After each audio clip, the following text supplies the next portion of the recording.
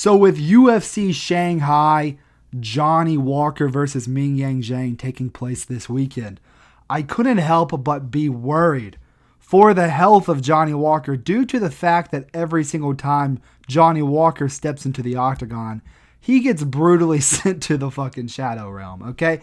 Whenever you close your eyes and think of Johnny Walker, it's typically him getting knocked out, okay? And so because of Johnny Walker Fight Week, Tony Has Died, wanted to count down the top 10 worst chins in UFC history. Let's get straight into this, all right? And 2 ground rules before we start. Number 1, I'm not going to be talking about fucking no-name people, right? Like CB Dollaway got knocked out in 3 out of his 4 UFC fights. I'm not talking about him, all right? Because he doesn't have name value to him. So the people that I'm talking about in this list are people that have, honestly reached the highest point in the sport and are only known for getting knocked out because they are successful UFC fighters. So a lot of the UFC fighters on this list are people that are just past their prime, didn't know when to hang it up, and got knocked out a whole bunch of times in a row. They're people that have just been chinny their whole career and have been knocked out a bunch, or, you know how it is. And the second thing I want to talk about is every single person on this list would knock me the fuck out, all right? I don't want people in the comments being like, dude, you're being disrespectful doing this. They would knock me out cold, all right? And I would stand no chance against anybody on this list. Just comparatively speaking, compared to the other UFC fighters, these people have bad chins. So let's get straight into this. Starting at number 10 on my list, Alistair Overeem. Now, the thing about Alistair Overeem is that he was always chinny his entire career, but he never went on the decline like some of these other people that we're going to talk about. Like, when you think about chinny people, you think about people getting knocked out consecutive times in a row. That wasn't the case with Alistair Overeem, right? Alistair Overeem was still a top heavyweight when he decided to hang it up. But it just seems like every single time that Alistair Overeem would lose, it would be by knockout. And another thing I want to say is that I got to give Alistair Overeem some leniency because he is a heavyweight. At the heavier weight classes, getting knocked out is a lot more easy and is a lot more seen. This guy was fighting people like fucking Derek Lewis, Francis Ngannou, Stipe Miocic. Actually, I don't think he fought Derek Lewis ever, but he was fighting Francis Ngannou, Stipe, Rosenstrike, Volkov, Blades. He was fighting the best of the best in the division, and he was getting knocked out. But he also had a lot of knockouts of his own. As you can see, I'm pretty sure out of all of his wins, 49% of his wins come by knockout, and he has 23 knockouts on his record. So with the amount of fights that Overeem has, and the fact that he was just chinny his whole career, and he was a heavyweight, I got to have him a little lower on this list. But he did get knocked out in brutal fashion quite a bit, so we got to put him at number 10. At number 9 on the list, I got Johnny Walker. Now, I know what you're thinking. Johnny Walker, he should probably get a bit higher up in this list. But I started to look at his resume, and a lot of Johnny Walker's losses are decisions. They're not consecutive. So, like, you see he got knocked out by Jamal Hill, then he went on a 3-fight win streak. But then he got knocked out by Ankalaev and got knocked out by Oezdemir. Even before that, he's only been knocked out, like, I think 5 times.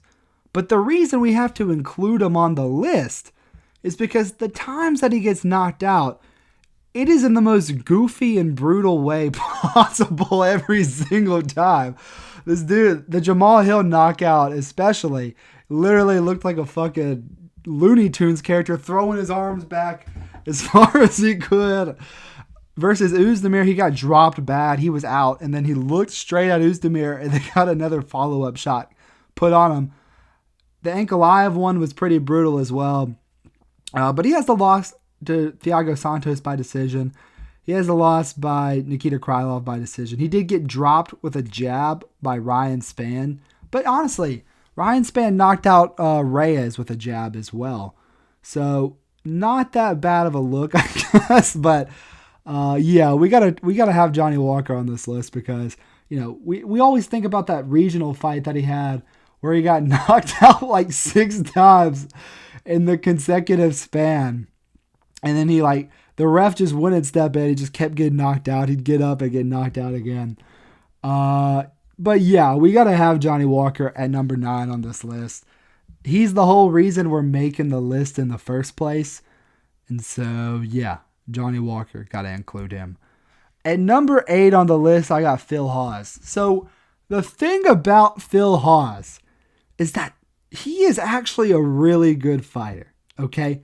When you think about Phil Hawes, when you look at all of these fights that he's had, he looks like Phil Hawes, if it was not for his chin, would be a ranked fighter just based on skill. I know that's a hot take, but his chin is so bad that he just gets knocked out by a gust. Like he will be fucking up his opponent in the striking.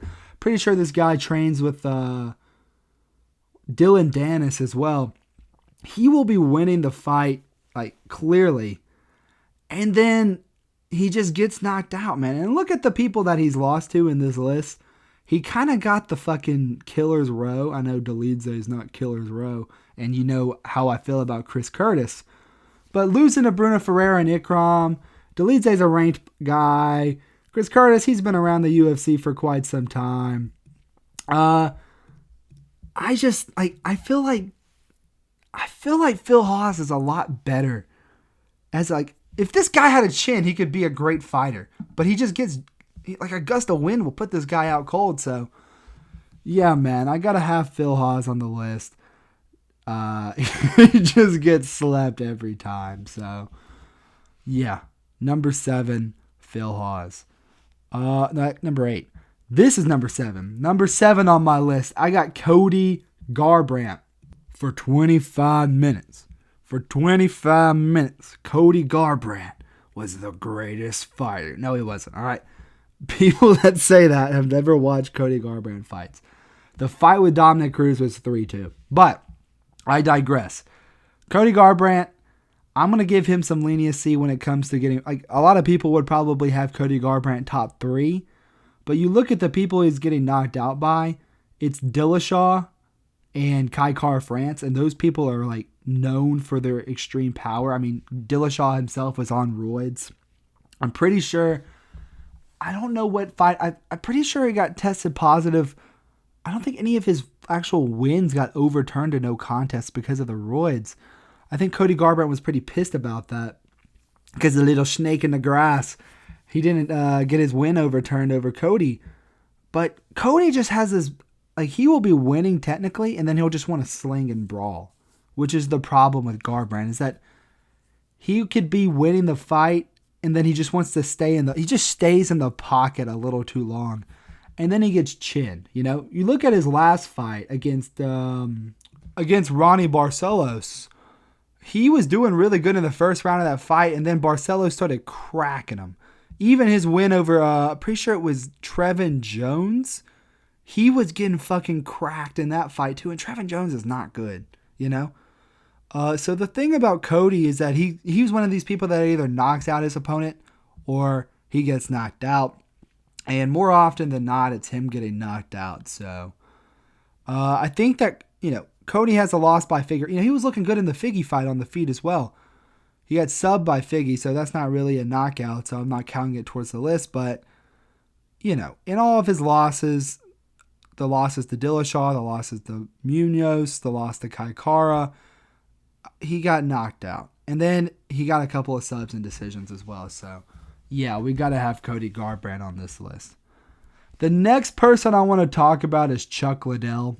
I think Chuck Liddell was probably the first iconic superstar in the UFC. I know the old heads be like, Royce Gracie, people forget.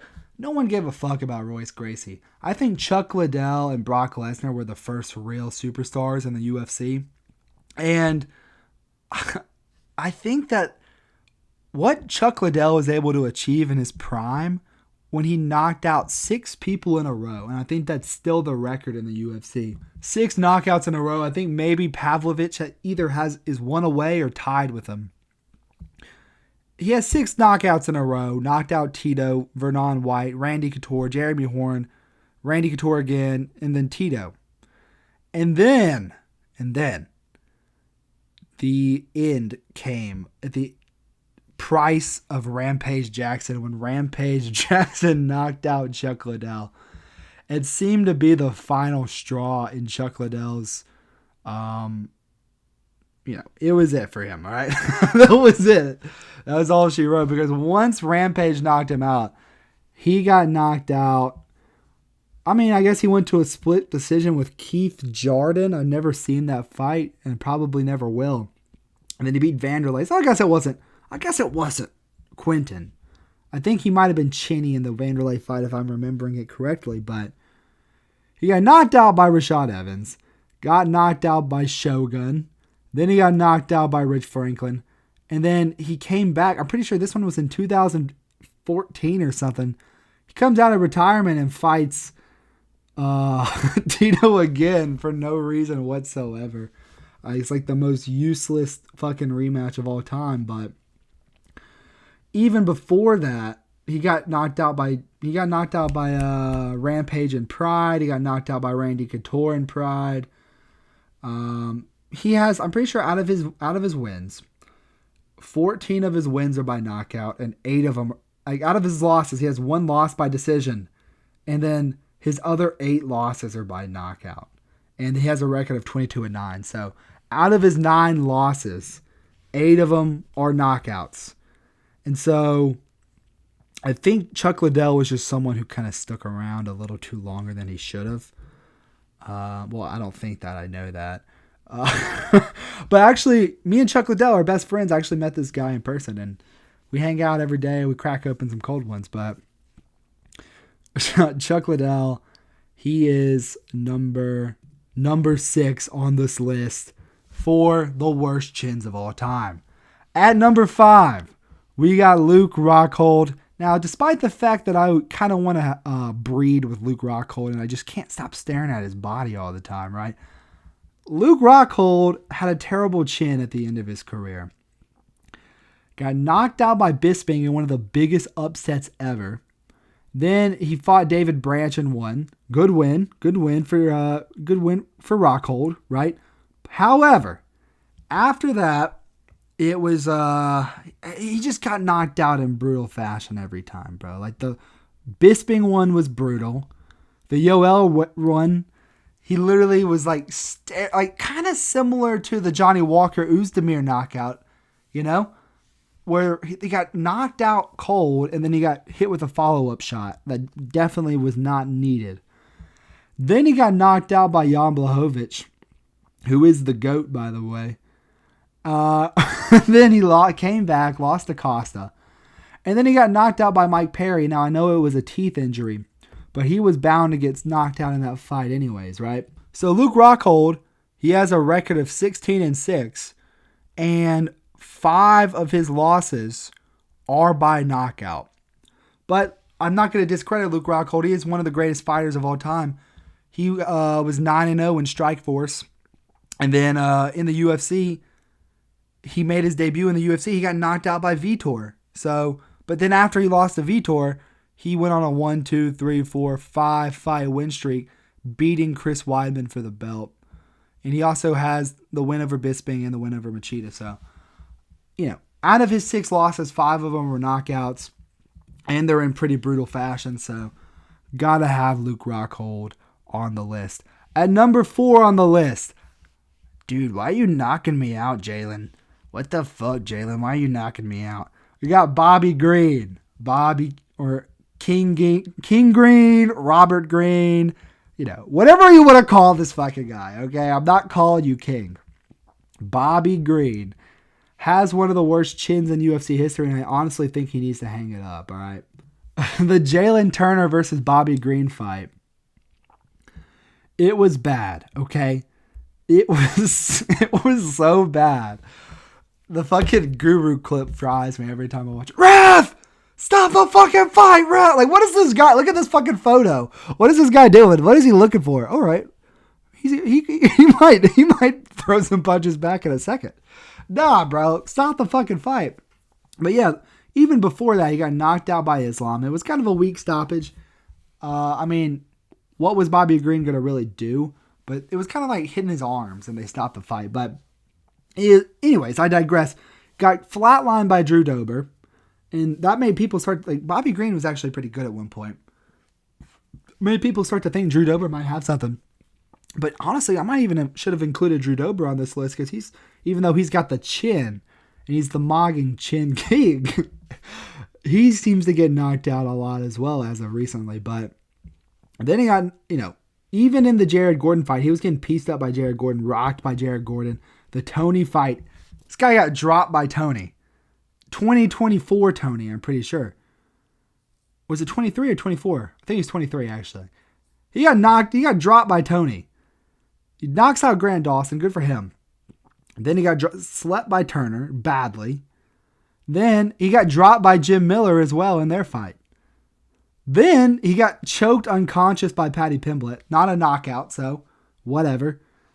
But then he got spinning wheel KO'd by Mauricio Ruffy in one of the worst knockouts of the year, this year.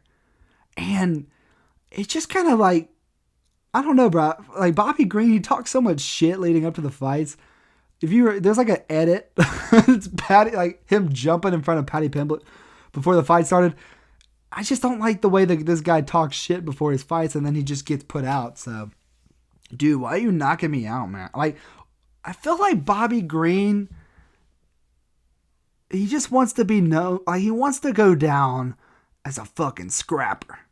But he can't because his chin is so bad. So, even before that, he got knocked out by Poirier, and I'm pretty sure did he get knocked out by Felder? Nah, he didn't get knocked out by Felder. I just checked his record. The first person to knock him out was my boy DP, Dustin Poirier. But, yeah, man, Bobby, he needs to hang it up, bro. It's getting bad. It's getting to the point where if he fought against Carlos Diego Ferreira like he was supposed to, I think it would have been bad for him. So be happy he didn't fight if you're a fan of Mr. Robert Green here, all right? Number 3 on the list, I got James Vick. James Vick holds a professional UFC record of 13-6. Out of his 6 losses, 5 of them come by knockout. This guy, his nickname is the Texecutioner. His real name should be the Human Sacrifice because James Vick, he got fucking knocked the fuck out in every fight. Like, this guy got knocked out by Beneil Dariush. He got knocked out by Michael Chiesa in an exhibition fight. I'm pretty sure it was the Ultimate Fighter. He got knocked out in the Ultimate Fighter by Michael Chiesa. He got knocked out by Dariush. He got knocked the fuck out by Justin Gaethje in one of the most brutal highlight reels of all time. When you hear Joe Rogan talking about Justin Gaethje, this guy personifies violence. This is the knockout he's talking about. Because what Justin Gaethje did to James Vick was very sad. Okay? He got knocked out by Dan Hooker. He got fucking fucked up by Nico Price. Getting fucked up by Nico Price is crazy. Then he gets cut from the UFC because he got knocked out 3 times in a row. He then fights Andre Fiallo, and he gets knocked out by him. Then he switches to boxing, gets a couple of boxing wins, and then as of recently, you know who Rafael Alves is? He's that guy who has that famous like highlight reel over Drew Dober where he's like dancing and dodging his punches. He knocked him out in karate combat, and he put James Vick into a coma. Legitimately, I think most people thought that James Vick was dead. Yeah, man. Like, James Vick, I think he's in the wrong sport. He's in the wrong profession. He needs to just become like a carpenter or something. He needs to just go sell cars or become like a sushi chef or, I don't know, like a massage therapist. Maybe, get himself into school because it's clear his chin is not, he just gets fucking knocked the fuck out. So, at number 3, I got James Vick. And at number 2, I got Frankie Edgar. It's sad to talk about Frankie Edgar this way because He's one of the greatest UFC fighters of all time, but he stuck around way too much longer than he should have, bro. Got knocked out by Ortega, okay? Again, he got knocked out by the Korean Zombie. He got knocked out by Corey Sandhagen. In the flying knee by Corey Sandhagen. He got fucking put out cold. And then he got knocked out. He got turned into an NFT by Cheeto Vera. And he got sold on NFT.com by Cheeto Vera. Bro, look at this fucking picture that I'm using here.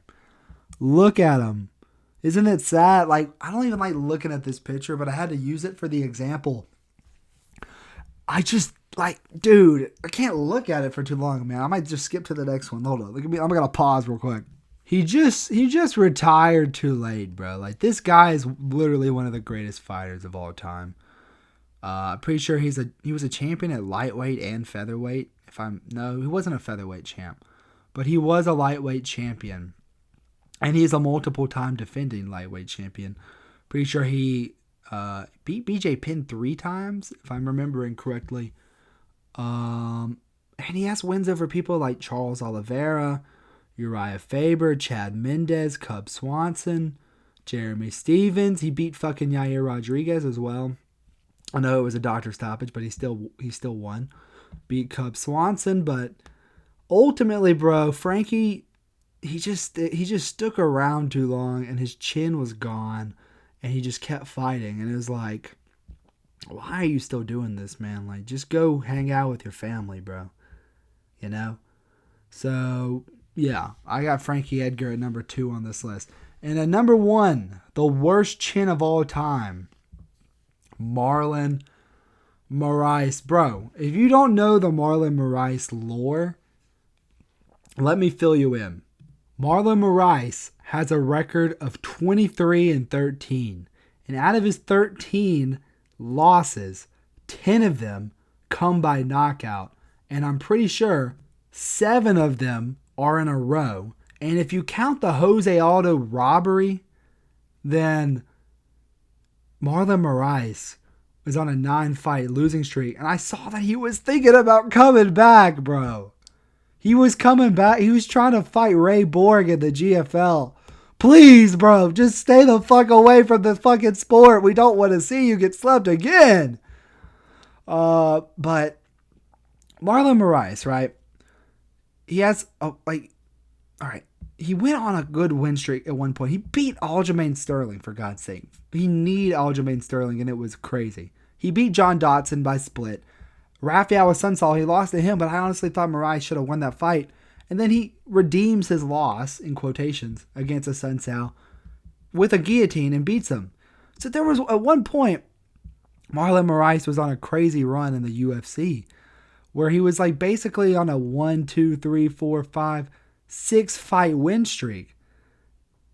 And then he got knocked out by Cejudo. And then he got robbed Jose Aldo. And then he got spinning wheel kicked by Corey Sandhagen. Knocked the fuck out by Rob Font. He almost beat Merab. But then Merab had the crazy comeback. And he got knocked out by Merab. Think about that, bro. He got knocked out by Merab. Who gets knocked out by... Like, how bad of a chin do you have to get knocked out by Merab? Then he got knocked out by Song Yadong. He got cut from the UFC. Then he's fighting in PFL. He got knocked out by this random guy named Shimon Moraes.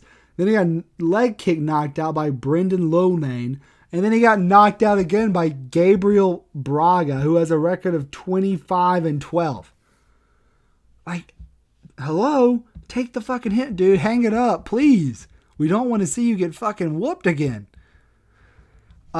He definitely has the worst chin. I don't really think that it's a question. I think if you have anyone else at number 1, you're just trying to like be different. And it really sucks for Moraes because he was a really good UFC fighter at one point. And I kind of hold it, like all these people that beat him. I think it's a good win for Cejudo. I think it's a good win for Aldo. I think it's a good win for Corey and Merab. But he just has no chin, bro. Like, just punch him in the face. You know, I just feel bad. Like, why do you not just... Like, he's a cop now, I'm pretty sure. and he was thinking about coming back at the GFL. Like, no, bro, we don't want to see you fight Ray Borg. We don't want to see it, bro. Please stay away. We don't want to see it, bro. We don't want to see it. It just started raining, so let me clear this video up before the rain gets loud. So that will do it for the video. If you like the video, like, subscribe, do all that YouTube shit. Thank you guys so much for watching, and I will catch you guys in the next one. Peace.